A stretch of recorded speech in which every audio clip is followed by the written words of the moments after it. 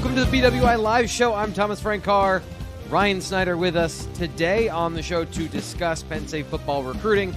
There is no game this weekend, so there is no list, but we have last week's list. And of course, bye weeks are great for recruiting. So all that stuff coming up on the show today, plus your questions and comments.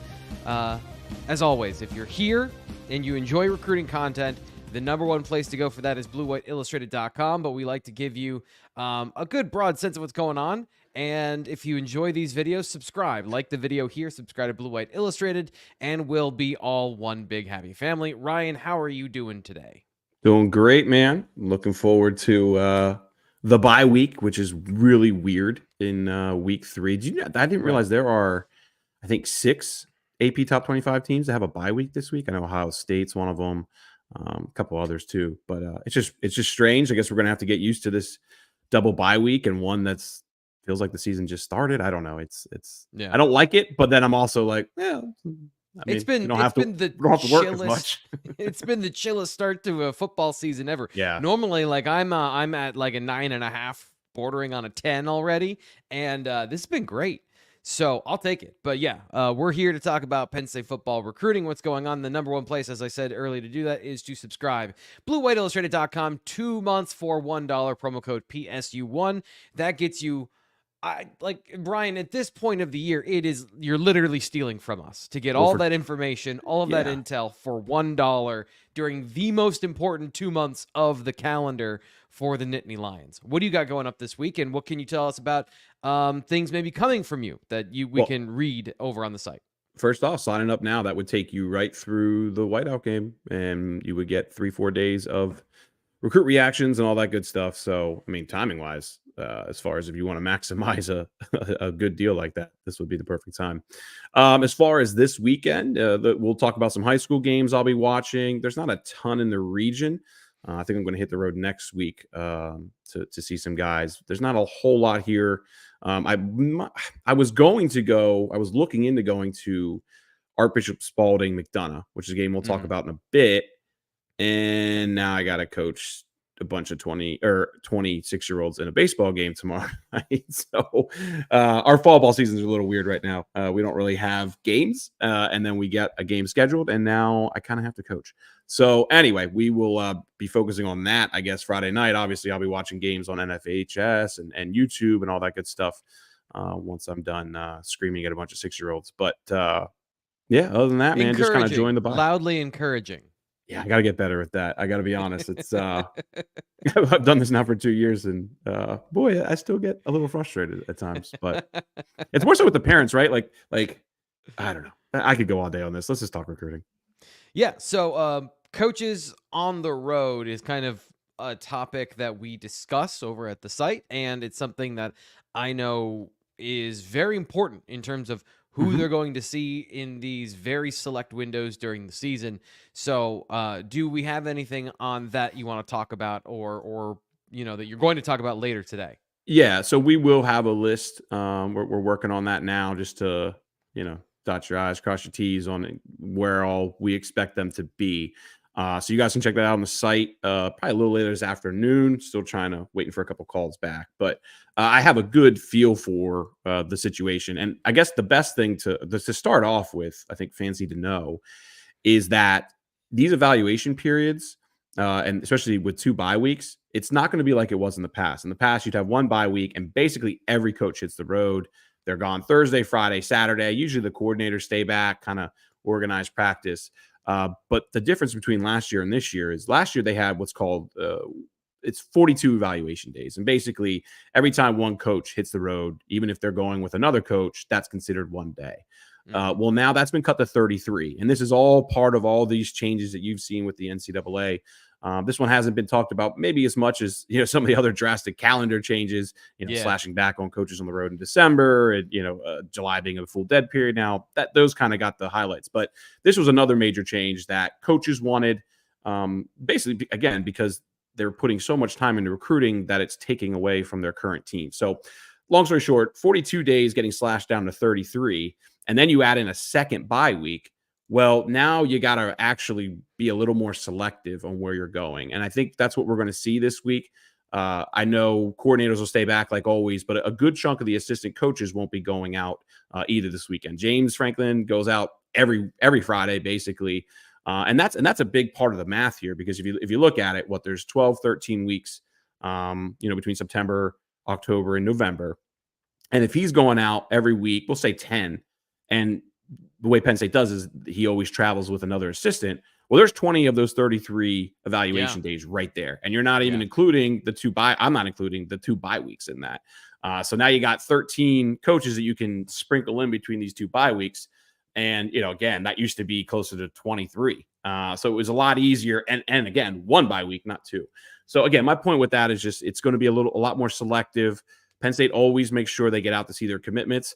They got a bunch of commitments in 2026, which is good. Don't get me wrong, but they got to go see those guys too. Plus, your 25 or so committed guys. And my point with all that is it's just going to be a little more laid back, or not laid back, is not the right word, but just, you're not going to see coaches, Terry Smith, flying out to California to just do regional recruiting, although I assume he probably will go out there at some point to see Darius Dixon, and of course Joe Hune and all those guys too. But just gonna be a little more laid back. But we'll have the information on the site a couple hours from now, and we'll take it from there. And just to make an Oreo out of this, where we gave you it on the front end, he gave you the details of the preview. Now on the back end, if that still sounds interesting, sign up right now. Code PSU1 2 months for $1. Because all that great stuff, all that great information, that's where you find it, is bluewhiteillustrated.com. What is the next step on the show? Well, we'll get to that in 1 second. The next step in your life, though, is My Perfect Franchise. If you're ready to leave the corporate rat race, if you have the American dream in your heart, then you need to check out Andy at myperfectfranchise.net, 404-973-9901, Andy at myperfectfranchise.net. He is a franchise consultant. He helps put you into the structure of corporate management from a franchise perspective. If that's something that you feel like you can do, that is something that he can help you do. His services are 100% free. He's here to help if you have any questions about business ownership. So check out the Blue White Illustrated message board. You can talk to him there, or Andy at myperfectfranchise.net. He also has a way to get you into small businesses now, not just into the corporate structure of a franchise, but he can help you buy regional small businesses. If you've got all of the information and the intel, you can make good decisions no matter what. But the point of this is to live your life on your terms. Ryan, you like going to things. You like going to concerts. I have a story on this. Read your promo. Well, I need your help with this, because I am not the delivery man for this message. I don't go to anything. I'm a hermit that lives in my house. So when it comes to getting tickets, how hard is it for you to get tickets, or how annoying is that process for you? Well, there's a reason I bought Philly's partial season ticket package this year, because that was a pain in the butt getting those playoff games last year. It's a lot easier now when you have a package. But real quick, we're going to do a Game Time promo here. Of course, we're very excited about have Game Time on. I bought tickets off of Game Time, tickets off of Game Time the other day, and guess what I forgot to do, G. Frank? Use the promo code. You didn't use the promo code? I forgot. What was so funny is I then saw it like an hour later being advertised on On3's Twitter, and I was like, "Are you kidding me right now?" Anyway, it's a great app, though. I actually, what I really like about it, though, we talk about the seating charts and all that kind of stuff, but they you can also kind of set an alert to get different promotions and stuff like that. My wife really wants to see Cody Johnson. There's a concert in Philadelphia later in November. Man, 2 tickets, $80 for lower section. I couldn't pass it up. So appreciate Game Time for giving me that notification and keeping an eye on things. And hey, I guess I can still use the promo code later on. That's true. But considering it's football season, I don't see us doing anything else anytime soon, because I had to already kind of squeeze that one in. But here's the thing, is like, you can, if you do have the time, this is where Game Time and the Game Time picks is awesome, because they can give you the best possible deal by using their Game Time picks. It filters out all of the high price seats and all of the fluff so that you only get incredible deals. So if you find a deal that you want, use the promo code. Here it is. Download the Game Time app, create an account, and use promo code ON3. That's ON3 for $20 off your first purchase. Terms do apply. That's download the Game Time app, create an account, and use our promo code. Don't be like Ryan. Use the promo code ON3, and you'll get $20 off. Terms apply. What time is it? Is Game Time. It's also time for us to talk about the Bowling Green player report. You got a chance to, by the way, your photos from the game were excellent. Check out bluewhiteillustrated.com for Thanks. our photo gallery. But you got a chance also to see who was there and to talk to those players. So who showed up and what sort of impression did that game make on those players from what you were able to gather? So I caught up. Props to Steve Wilfong. It's nice having Steve Wilfong on your team. I got to be honest, after chasing Steve around for 10 plus years at Rivals, it is very nice having him on your team. He caught up with Matt Sieg and Maxwell Hiller. I think they were the two guys that we talked about a good bit going into the week as the players to keep an eye on the most. Sieg's in no rush to decide, but this is another recruitment that really should fall in Penn State's, not fall, but this is a guy that they shouldn't lose out on as long as everything progresses correctly and the recruitment goes as we expect it to go. He's a little banged up right now with a broken thumb, I believe, but it really hasn't impacted him too much. He can't throw it, but he's been doing everything else out there, which has been really fun to watch. And then, of course, with Maxwell Hiller, there's a reason he's the top offensive line prospect for 2027. We're going to talk about this guy a lot over the next year and a half, 2 years, whatever it may be. And I think he's another recruitment that Penn State is in a very good early position with. He just got offered from Ohio State, I believe, yesterday or the day before. So we'll see where that goes long term. But Hiller's a stud of a prospect. I mean, there's Kevin Brown, obviously 2026. Of course, you had Michael Carroll going off to Alabama. And he's 2025, of course, and Hiller will be the region's top offensive line prospect for 2027. But the two guys that I caught up with that I think are most notable, Miles McAfee at Archbishop Spalding, and then Matthew Gregory from O&J Roberts. Spalding's down in Maryland, of course, outside of Baltimore, and Gregory is from Pottstown, PA. But McAfee is just an incredibly impressive prospect. We've talked about him, I think, a good bit over the last couple of months, especially after that Baltimore Under Armour camp. And, this is his, I think, third visit since spring, which is encouraging. If you're a Penn State staff, just getting a foot in the door early there. But spoke really highly of Penn State. Mark Dupuis, very involved. Marcus Hagan's very involved. Of course, James Franklin. I'll tell you what, when Franklin's kind of going out of his way to meet with players during like the breakfast hours, because it's usually support staff, assistant coach jumping in here and there. But Franklin stopping by, I think that kind of says something to the importance of McAfee.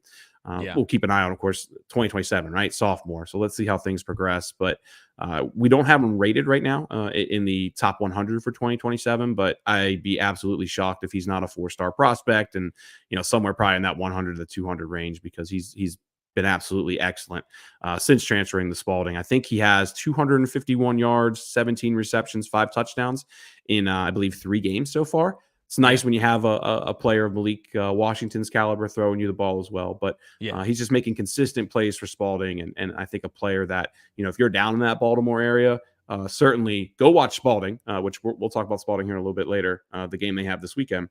But really go watch Miles McAfee, because he's going to be a highly coveted prospect within the region. Yeah, he's a really good football player for his position, and he's 6 feet tall and is sophomore. So like all of the ingredients are there. The body control, like the only thing I don't see is overwhelming speed, but he's a sophomore and he's a big body guy. That's always something that can.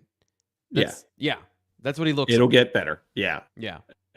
Speaking of speed, though, Penn State also offered Matthew Gregory. He was the only offer that went out this weekend, again, from O&J Roberts in Pottstown, PA. And speed is a big part of this early offer. Ran a 10.69 100 meter to make the PIAA AAA state finals. You say 10.69? Yes. Wow. As a freshman. Yeah, as a freshman. So you're talking about serious speed here. I'm not going to compare him quite to Lex yet, because I haven't seen him up close, and I think he's a little bit bigger than Lex. But my point there is just, whenever you're running sub 11 as a freshman, it's great. Whenever you're running sub 10.7 as a freshman, there aren't too many guys who don't specifically specialize in track. Of course, you'll find some freshmen that's all they specialize in. But when it comes to guys who are going to play football at the next level and can run that speed and still have 3+ years of development, you're talking about some serious athleticism there. So Penn State makes the early move on Matthew Gregory. Off to a good start this season as well. I think he had 230 yards total in his first 2 games, and then added another 67 yards and 2 more touchdowns this past Friday. I think he's up to 4 scores total, I believe, over his first couple of games this season. And I haven't been to Owen J. Roberts a whole lot over the years. Actually, I don't think I've ever been there, let's be honest. But that will probably be a stop that I don't know if I make this year, but obviously I think in the next, maybe next season or something like that, depending on how he progresses, he's going to be a player to watch because Penn State seems really excited with that athleticism. And boy, I mean, if you watch his highlights, he's putting together some really nice catches and obviously getting a ton of yards after the catch as well. So keep an eye on Matthew Gregory from Pottstown. It's interesting. Penn State is at a point where reasonably you could say if they don't flip anybody as a receiver in 2025, they're in a good spot now with the 3 that they have. 2026, they're in a great spot with the 2 that they have. Suddenly, we're having the conversation of 2027 wide receivers, and it's not unrealistic. And obviously, there's a long way to go, but this is the position the running back room has been in for a while now with Ryan Snyder. So the tight end room, like having the security of it's wild how this changed in like 3 weeks. And I find this super interesting that we're having this conversation about 2027 wide receivers and Miles McAfee and developing those relationships. And like, Ryan, this isn't even a question. It just is like the obvious observation that we always skip over in the immediacy of a new coach taking over is it takes time to develop relationships. And those relationships, the longer you can develop them, the better of a chance that you have, it seems. So do you see those trademark? I'm not asking, is there a turn here and Penn State's on the right path, but do you see that of like the Phil Troutwine where it was a slow start, but now it's gotten much better over the last couple of years? Yeah, I mean, it's like the 2026 stuff stands out to me more than 2027. And that's just because a couple things. One, they can't really talk to 2027 guys right now unless they're on campus. Of course, they've been communicating with coaches, and that's how they do all their work, I guess, behind the scenes when it comes to learning information on these guys. So I don't want to be like, oh, Higgins is crushing it with Miles McAfee or Matthew Gregory, because really there's not a whole lot of conversation going on there. And real quick, one thing with Gregory too is he grew up a Penn State fan. I should have put that let off with that, honestly. I had a quote graphic on Twitter the other day. I think some fans may have seen, but he made it very clear that he grew up a Penn State fan. So that makes it easier too actually, sometimes it makes it easier for Penn State to offer early. Sometimes they got to actually be careful offering guys who they think could hop on board early, because you want to make sure you're doing your evaluations correctly. But again, sub 10.7 100 meter as a freshman, I think that's a reason to offer a guy early and get a foot in the door early there. But to me, with the 2026 guys, like that really comes down to just doing your homework, doing the right proper evaluations, getting them back up for camp as well. I mean, Jasir Rogers, again, he's a 3-star right now by On3, and I think this is a guy who is going to still rocket up rankings in the coming months. I've talked to enough people now that when I'm talking 2026 wide receivers, I truly honestly believe he is their number 1 wide receiver who they have committed right now. That is the type of athleticism that he has put together is incredibly impressive. Doesn't have like the size of a Lyric Samuel or anything like that, but he's a physical football player. Bounce. Yeah, he has that bounce that you kind of see from Tyseer Denmark, but then also he has that speed that Tyseer doesn't quite have. So there's a lot of similarities with Tyseer, but he has that extra gear as well. And I think that's why this is a no-brainer for Penn State. And we're going to watch him rocket up the rankings. I believe they just started their season last week, and we'll be keeping an eye on him moving forward. But again, go ahead, T-Frank. I was just going to say, like, he's pretty well put together. I know he's only 170 pounds, but being around that 5'10", 170, and you look for, if a guy is small, how does he play? And I don't have his highlights up here. I wasn't prepared for that. But I love the way he plays, where it's not a guy who's using just speed. He's able to, kind of like Tyseer Denmark, play physical and big despite being 5'10.5", or what we have him here in the On3 database. So I love that, man. When I see that. Yeah, it's not that he's not physical into that, but it's just like when Tyseer gets the ball, his agility is just so impressive. And again, Jasir has that, but he also has 4.3 speed. It's really, really impressive for a guy who still has 2 years to go in high school. So we can talk wide receivers all day, because we will talk about them forever and all eternity, it feels like. But I love it. I love yeah. receive. Like, that's my favorite position. I grew up wanting to be a receiver, but then all the other Oh, news things of the day. Thomas did Frank not Carr fall wants into to be a place. wide receiver. Interesting. Yeah. I would have liked to have seen that back in the day. No, you wouldn't have. No, No, I you wouldn't wouldn't have. but it'd been fun to break down. Anyway, So let's get into the highlights from this past week, where you put together, and I think you've done this most weeks of the high school football season, the standout performances from Penn State commits. So let's go through some of those and see what the players are able to do in week 3. yeah. So what do we got? Yeah. We'll do it every couple of weeks. I try. There's some weeks where it's easier than others, right? And Yeah. I'm listening to me complain about paywalls is not what people want to hear right now, but it is. Every paper's behind a paywall now, and it's a lot harder to track down stats, and then Yeah. you're relying on coaches, and obviously coaches have access to it, but they got to go. I mean, some schools have people who are doing that in real time, and then others got to go through all the film, and then it takes a couple of days. And I've kind of found that, like, fans want to know immediately on Sunday or Monday, like, how things went. But if you kind of wait for the film to trickle out a little bit, you give coaches time, you'll get more in-depth information when it comes to exactly how they performed this past weekend. Anyway, now that I'm done with that, Tyke Hayes, Jabri Wallace-Coleman, I think you got to start with those two Penn State's upcoming 2025 running backs. Tyke just surpassed 6,000 yards career rushing this past weekend. Wow. Yeah, I think it's 9th all time in the Whippeal, so I'm be very curious to see where he finishes. He had over 2,000 yards rushing last year, and I think the year before that was obviously this is his 4th year, right? So he's been putting together steady 1,500 to 2,000 yard rushing seasons for the past couple of years, and I think he will continue to do that this upcoming season. But he had 168 yards and on 20 carries. I believe he had 3 touchdowns. Yeah, there's his 3rd one right there. So 3 touchdowns this past weekend in a pretty easy win. Well, I wouldn't say it was easy. They were actually down early against Avonworth, but they did end up 46-20, I believe, was the final score. I want to shift over to Jabri Wallace-Coleman real quick, too. Can I just drop in one thought here? Because one of the things that I know I was watching for, and we talked about this summer with Fitz, was that we were kind of tracking, did he get faster? Did Tyke Hayes kind of reach a new gear? And I do see here, like, just throwing these highlights up again, he does look appreciably faster, which is one of the areas when you talk about this class, did they have like a home run hitter at running back, and just bursting through the hole like that. I still wonder about the long speed. Does he have that final gear to be a home run touchdown machine? But he has more than enough at this point. Watching him on film, the burst, the acceleration, all those things are much improved for Tyke Hayes. So I think that is not surprising, Ryan. It's a huge credit to the evaluation of these players by the Penn State staff and Ryan Snyder, but also you can feel a certain way and you can think something's going to happen, and then it doesn't always happen that way. But I'm impressed with the work Tyke Hayes has put in and the results that he's gotten so far. Yeah, I'm kind of surprised that he's been in Penn State a good bit.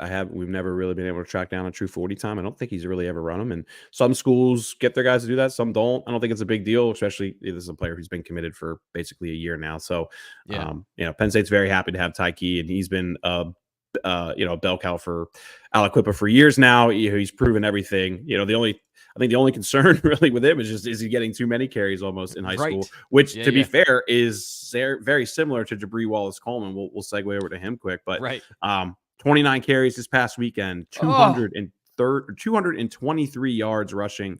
He scored all 4 of Imhotep's touchdowns in a 28-24 win over Chester. This was another one where, man, Chester almost kind of pulled the upset over Imhotep from what I heard or read and saw, whatever it may be. But Imhotep's never been a school that is scared to use their playmakers to the max. And as you can see, with almost 30 carries this past weekend. And, oh, by the way, Coleman's already just shy of 500 yards. He's at 493 for the season and 7 touchdowns. They're using him heavily. You're getting plenty of highlights and results out of it. And just, again, it always comes back to how much do you want your high school running backs carrying the ball, especially senior year before they get in there, because that's a position that has shelf life. But fortunately, these guys are 18; they're not 28 like the guys we talk about in the NFL getting injured all the time. So we'll see where things go long term there. Yeah, and these guys coming in together, there is a plan for both of these guys to lighten the load at Penn State, because they're not going to be relied on the same way. So at least the next stage, they'll have a little bit of a breather on that particular on the carry load between the two of them. Whew, strong start for me today. Matt Henderson, I know, is another guy who I was excited by these because I got to see him play a little bit defensive end, a receiver that's going to play tight end. I love to see somebody at least get some physical reps on the D line, but I know his offensive reps were the highlight of this story. For sure. I mean, 3 receptions, 3 touchdowns. Let's start there. 117 yards, by the way, as well. This was Patton's first game of the season, 46-13 over Mechanicsville. So a good early result there. And, Henderson's always kind of been used more as a wide receiver at Powhatan. His dad is the head coach there. And that's going to continue. I mean, look, at the end of the day, while dad wants him to develop as a tight end and all that too, he's going to do what's best for his high school team, and splitting him out wide has been a massive mismatch against Virginia cornerbacks for many, many years now, as you'll see on this play here too. But I think that's really why we saw Matt doing a ton of blocking drills throughout the camp season. Matt was one of the most regular visitors. I think he came maybe 3 times, and almost every time, obviously we saw him, catch passes and all that too, but so many. I feel like every time I looked over at him, he's working with Ty Howe, working with Phil Troutwine on blocking, and that's really what they were trying to focus on the most. And we'll see how many reps he gets at tight end this upcoming season. But there's no doubt he's a great athlete. Penn State's going to keep getting really good athletes at tight end. I don't see that changing anytime soon. And look, you're already seeing Luke Reynolds make an impact. Did he grow this offseason? Do you have any previous height? Nothing that is not on the site. Yeah, I mean, I don't. Sure, he's probably added an inch or so, but that would be over last year. Not in the last 2 months. So, no, but that's what I mean. Like, looking at his 2023 highlights versus his 2024 highlights, he clearly grew it from just an observational standpoint. He was somebody this summer where you saw the film and then you saw him in person and you're surprised how big he is, because I'm kind of putting it together now. I think he grew like an inch or so between the end of his season and the beginning of this one, because he is not only is he bigger and faster, he looks like a Penn State tight end. In every sense of the shape and all those things. Like, it's just crazy how development sometimes happens and it looks like it's an overnight thing. But he looks bigger. He looks more like a little more explosive. I know we got numbers on him and they were not necessarily the same as some of the other players in the class that he was being compared to, but when you watch him on film, he's plenty explosive. He's plenty fast. Matt's numbers were pretty good, man. Shoot, I don't have him in front of me at the moment. I always love an opportunity to prove you wrong, right? No, I'm just teasing. But Fitz is in here. What are you talking about? What were the? I thought he ran. A 4.9.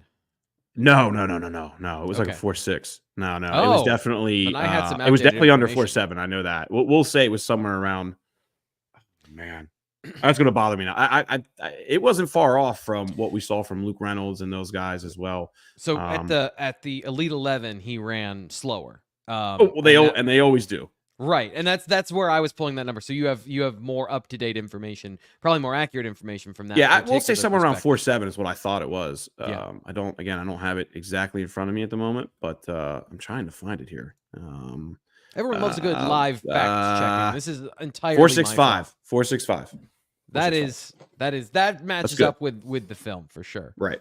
Okay, who else? Where else were we going to go? I don't even know. I forget the names I gave you.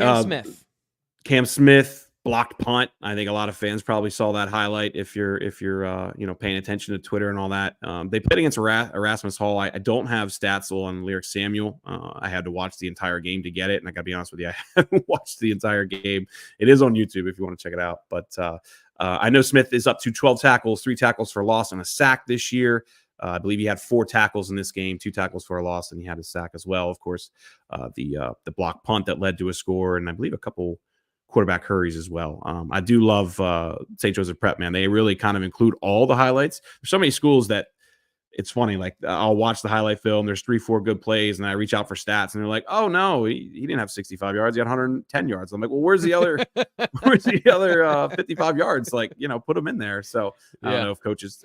Don't get me wrong. Some schools just have a ton of guys, and you can only spend so much time cutting up individual film for everybody. But if you're watching for Cam Smith stats this year, like, they will get all of for the most part, they will get almost all the tackles and big plays in there. So that's a highlight film to keep a consistent eye on.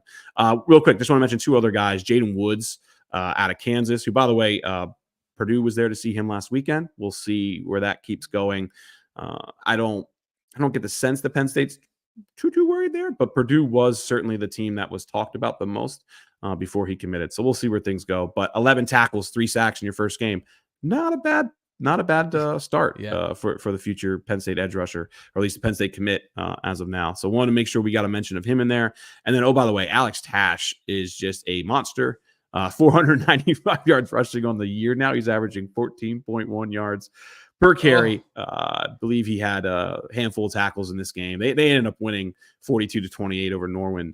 So I'm not sure how much he played maybe in the second half. I don't have all his defensive stats, but he continues to bulldoze kids. And it's funny, man. It reminds me of Dan Connor back in the day at Strathaven when he would play fullback, running back. And obviously we go, I was a student at the time, so I would just go out and watch guys for fun. And we go there to watch him as a linebacker. And his running back highlights were as entertaining, if not more.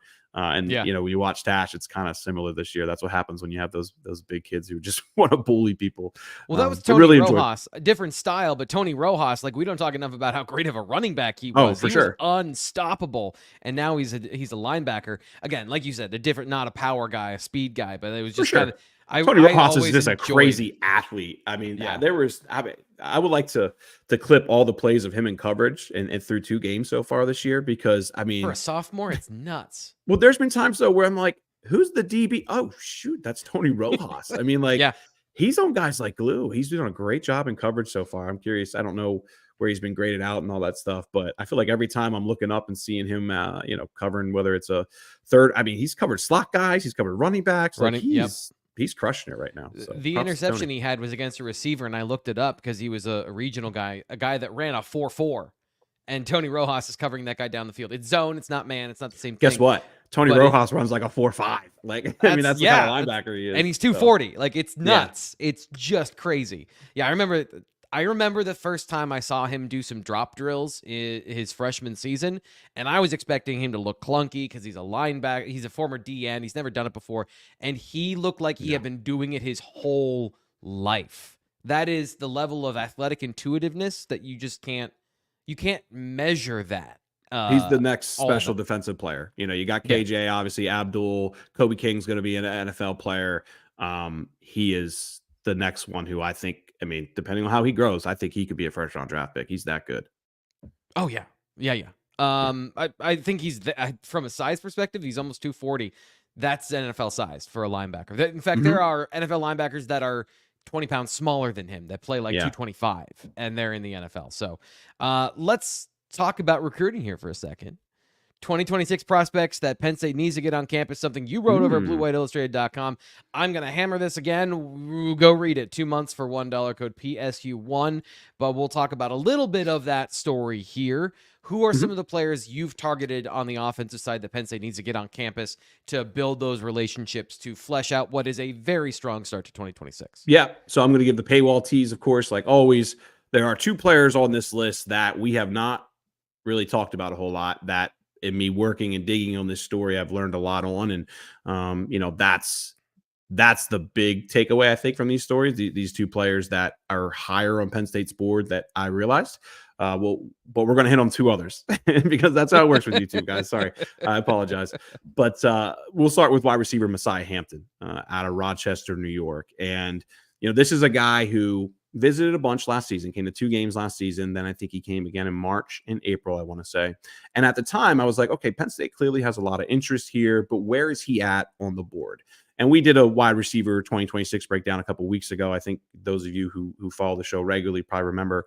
I had him as kind of one of those top 5, 6, 7 guys that I think Marcus Hagans is serious about. So reason I'm mentioning Hampton, though, is his last visit was in April. He's already visited 5 times, which is excellent. That's not the case for basically all these other guys on this list.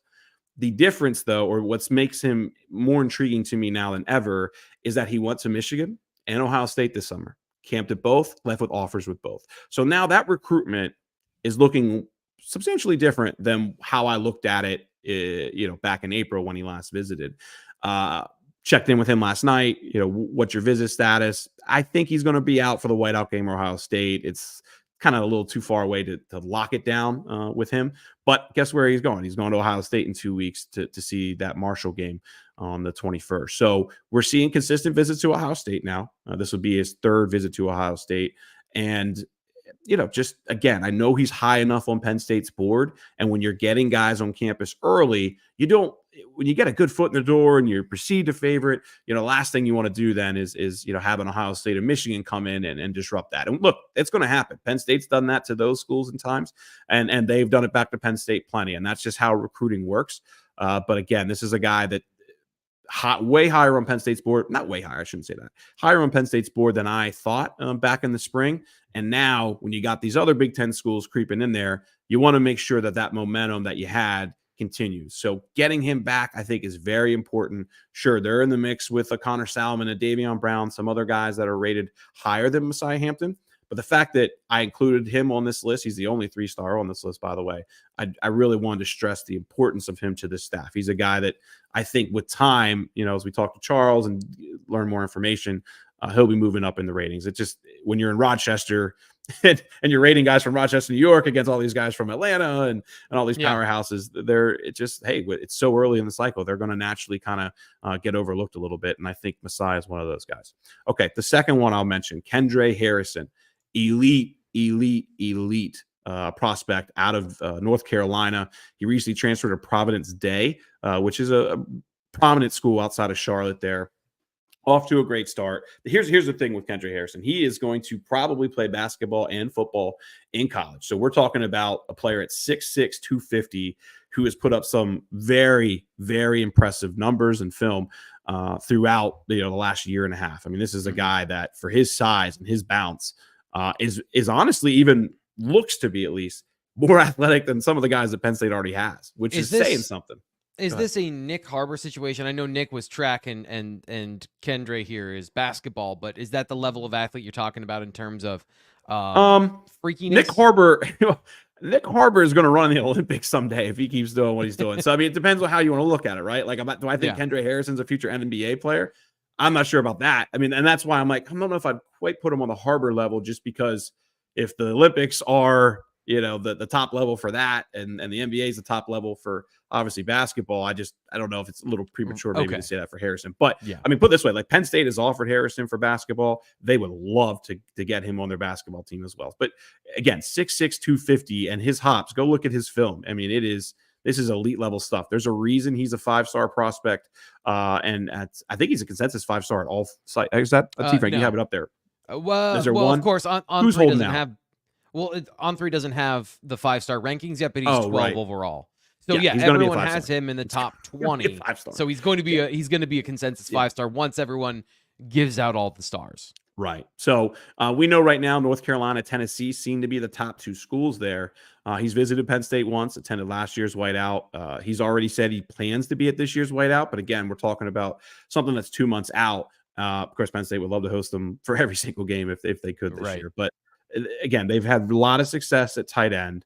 This is a very special tight end prospect. When it comes to size, physicality, he's on a different level than a lot of guys that they've gotten. And by the way, he's got the hops and all that most of those guys have as well. I haven't seen a 40 on Harrison, but I'm telling you, he's very impressive. And that's why he's that's a hard thing to say, that he's on another level of athleticism from the Penn State tight end room. Well, he's on I would say equal level for that, but he's 6'6", 250. I know exactly what you're saying. You're right, and that's crazy. You're right. I mean, what's Matt Henderson at? I mean, he's 6'6", what? 210 at the most. My point there is there's another 40 pounds on this guy, and he's doing very similar things. Who knows what he could be down the road. So I think those are 2 really important players to keep an eye on. I do think there's a good chance they will both get on campus. We're going to do this for the next month and a half, right? Where we're talking about games that are 2 months out. That's just the way the schedule works this year. I think Illinois could be a decent visitor list. But I mean, man, when I'm talking to 20, 30 of those guys that Penn State, we know Penn State's after, the players we're talking about every day on the site and, every week on here. So many of them are saying, Ohio State, Washington, we'll talk then. Charles Bolton says really excited about the 2026 class, and then he follows up. He says 26 feels like it could potentially be one of the best. Do you agree with that? It's an early part of the Sure. cycle. Do you think that is maybe not in the cards, but to Charles's point, it feels probable with the start they've gotten? Well, look, when you add, they have 4 top 100 guys. Let's see. Hune, Messiah, Kevin Brown. So they got 3 top 100 guys. A guy in Jasir Rogers, who I'm not joking, I think is going to end up a 4-star prospect. Maybe not top 100, but another guy who should be right up there. Of course, Daniel Jennings is a top 300 guy. So you have four 4-stars already, and 3 of them are rated currently higher than every other player in Penn State's 2025 class. Says a lot right there. I mean, it's a heck of a start. You got the Zion Elliots, the Emmanuel Ianachos. You have 5 stars in the region. I think it's going to be tough to land some of those guys. Don't get me wrong. But the region has enough on 300 kind of talent that if, you can stack in another 8 to 10 of those guys to go with those 14 and then, pluck a few national guys that we always see every year. Well, then you're talking about the makings of, what should be right around a top 10 kind of class when it's all said and done. Again, I will come back to what we always discuss though as well. NIL has a massive impact on so many of these things, and there's 15 months to go until these guys can sign. So let's not get too overboard, too excited, because a lot of these top guys that are in the region that we're talking about a ton are also going to command, you're talking high $100,000 or, hundreds and hundreds of thousands of dollars, the best way I should have put that. And, Penn State certainly is improving with NIL. And of course they'll be able to pay out individually themselves, but guess what? Maryland's going to be able to have that same money. Yeah. Rutgers, all these other schools, Ohio State, Michigan. So that the collective bargaining, all that kind of stuff, that only is going to go so far at improving Penn State's chances. It's still going to really come down to a lot of money in collectives and all that kind of separate schools. Just as a quick review, and for those people listening on the podcast, you can check out the video where we have the class of 2026 rankings. Penn State is number 2 behind Big Ten school Oregon, which is still weird to say, but they're the number 2 team in the country, but also the number 2 team in recruiting in the Big Ten, which is the new reality that it's going to be very hard to be number 1, or even, in the top 2, I would say, with Ohio State and Oregon and their machine that they have going on. But it's a pretty consensus Big Ten rank, national rank. The overall class score, Ryan, can you explain that for people who don't necessarily understand what does this 92.90 term mean here with the class score for 26? I don't know. I'm teasing. No, it's the average rating all combined with everybody like that right now. The average obviously is 89.84 as well. There's a couple of ways we can sort it. I don't want to overthink it right now. I mean, the main thing you got to know though is that our team rankings are on a rolling average that accumulate with time. So if you look at 2025, for example, what is that? What's that? 17 basically. So long story short, Penn State has 6 commits in their 2026 class, but only the top 2 are really counting towards these ratings right now. That's why you're seeing a 92.89, because again, their top 2 guys hold a 93.96 rating and a 92.39 rating. Do the math. It's kind of somewhere in the middle right there. So that's why you're seeing that, because there's only 2 guys right now. If you look at the average, then that's the entire class together, 89.84. So that's again why you're seeing that. But gotcha. It just comes back down to, we're trying to project where Penn State's actually going to finish, which when you're looking at 2026 rating, it's not really all that accurate right now with only 2 guys being counted. Right. But 2025, that's where you're seeing, the number's up to 17 right now, guys being counted. And that's a much more accurate estimate, which has Penn State at 16 right now. Again, there were times where 24/7 Rivals had them as top 10 classes. And now look, they're both outside the top 10, coming back down to kind of where On3 rates them. So, I've long been a proponent of how On3 does things. I was writing about it when we were at Rivals and pissing off my coworkers there when I was doing it. And I still strongly believe that's the right way to do it moving forward. So, and the question also about where can Jasir Rogers go in terms of his bump in recruiting? Well, he's not ranked right now by ESPN or Rivals at all. And he's a 3-star by both 247 and On3. So a significant jump just if everyone gets on board and puts a ranking overall on him, because that is also when we see guys that don't have consensus rankings, in terms of they're not even ranked by certain groups. That does pull their average down. So without even getting into the specifics of where On3 would have him, he can go up significantly from this 85 overall, just if everyone puts him where he should be to start. So again, I mean, I know the information we collect, the amount of time we put into getting that information. And this isn't, I'm not trying to slight other people, but like it also requires all the other sites to doing that same work, right? Because we see there's reasons that an Owen Alcini, right, ranks substantially higher at On3 than other sites. I don't think all the other sites know the kind of athleticism that guy has at like almost legit 6'8". So I think with time, Jashir Rogers is committed early enough to a big school like Penn State that you do normally see people put in the investment of like tracking down his information. We've put a lot of it out there already. 4.340, 31 triple prod. I mean, you're talking explosion numbers that are in the top 5 percentile of even talking track athletes, right? I mean, it is that impressive. So of course he has to do it on the field. There's only so much, talent that he's going to go against down in Delaware, which should, produce some splashy highlights and all that. So I think like for him to, in my opinion, if he goes to a camp and say Baltimore Under Armour camp next year and, really performs well against some of these top corners, backs it up with the kind of 40s and all that stuff that we know he can do, like that would be massive for Jashir becoming a top 150 kind of player. I think he's absolutely a 4-star talent. The explosion, all that kind of stuff there is on an insane level. I think it's just going to take time because he was so unknown. I mean, I didn't know who I went to the same camp he was at. He was on a 7-on-7 team that I didn't really have a roster for or anything like that. Had no idea who he was. And then I leave there. I'm driving home to Harrisburg and I see this offer pop up and I'm like, oh, geez, I totally missed this guy. Then I get his information a couple of days later and I was like, oh my God, I totally messed up on this one. So my point being is just he was completely unknown. I think even to some degree Penn State knew about him, but I don't think they had any idea on the kind of athleticism he had. And sure enough, he puts up the numbers and here we are. Well, here we are at the end of the show, and there's more high school football to come this weekend. So Ryan has a list of some of the schools he's interested in, some of the matchups and the games and the players that are relevant to Penn State football recruiting. So let's get into that right now. What are the schools and the games you're watching this weekend? Yeah, there's a handful of them. We talked about McDonough, Archbishop Spalding. We talked about Archbishop Spalding earlier in the show.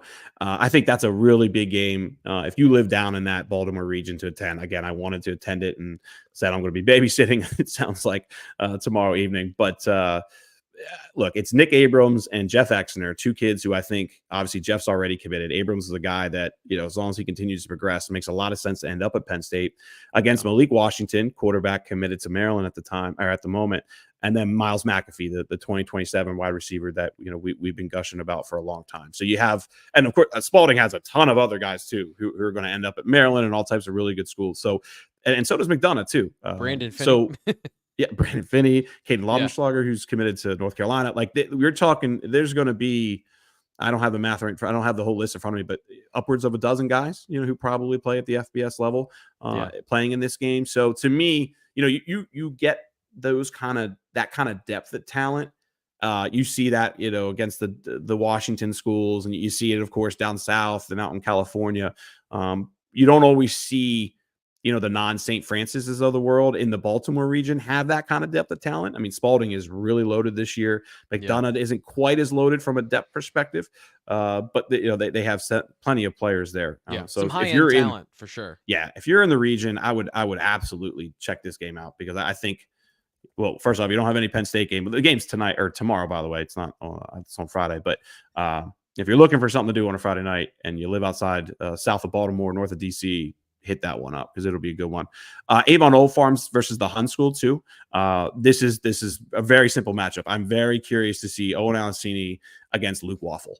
Luke Waffle is a top, he's number 184 in the industry rankings at the moment. Defensive end, his brother plays at Michigan, a top priority recruit for Deion Barnes. I would say he's certainly top 10 edge rushers, and that's probably lowballing it. He might be closer to top 5 as far as top targets for Barnes in this 2026 class against Owen Alcini, who I don't know if there's a player in the 2025 class that I've been hyping up more than him as far as some of the athleticism and his size.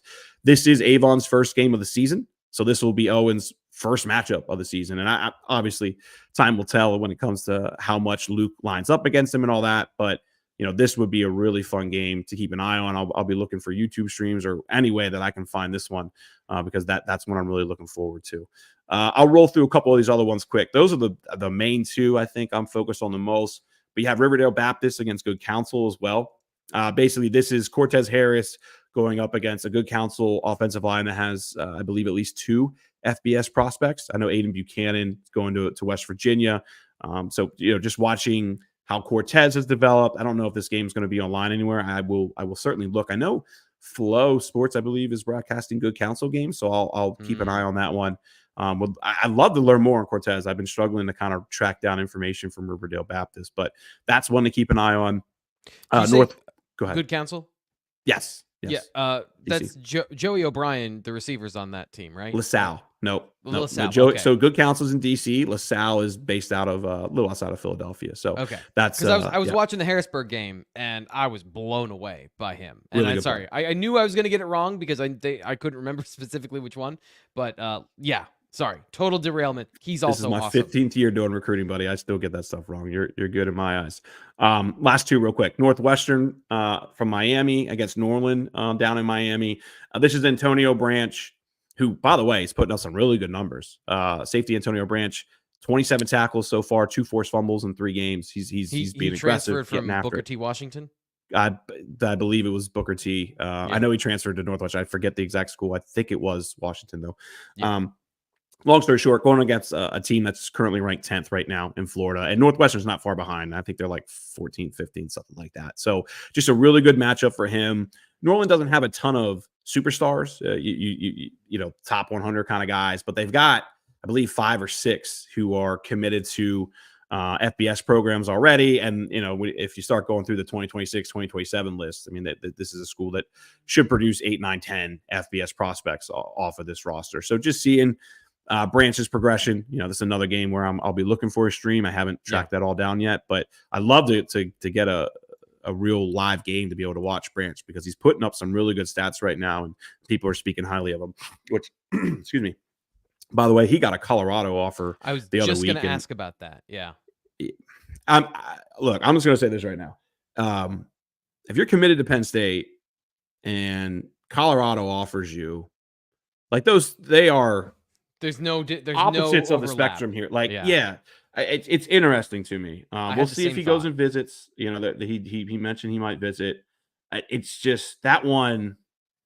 I don't know. That one smells a little fishy to me, just because I don't see how they're comparable, and I don't know. And first off, Deion Sanders, if he's there I'd be surprised if he's there after his kids leave this year. But that's kind of what I was thinking. Like, is that, obviously Antonio Branch is going to make whatever decision he wants in the future, but just looking at that feels like a tenuous situation.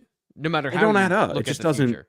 If Ohio State or Notre Dame or even some of those top SEC schools, like I get that way more than Colorado. So we'll see. Time will tell. It's an offer that has him intrigued. We'll keep an eye on it. And then just real quick, want to mention also Alex Tash. We've talked about a little bit earlier. He's having a hell of a year. Greater Latrobe playing Franklin Regional this week, which is by far, I think, the toughest team that they have played so far, at least. For example, Franklin Regional beat them last year, 28-21. The year before that, it went down to the wire. I believe Latrobe won that game. It was like 33-30, something like that. So this has consistently been a very good matchup over the last couple of years, and will likely be the toughest matchup that Tash has. I got to look at the future schedule for them, but certainly one of the top 2 or 3 schools that he'll face this year. That is an awesome show in the books from Ryan Snyder. Anything else you want to talk about or preview coming up this week from BlueWhiteIllustrated.com from our recruiting section?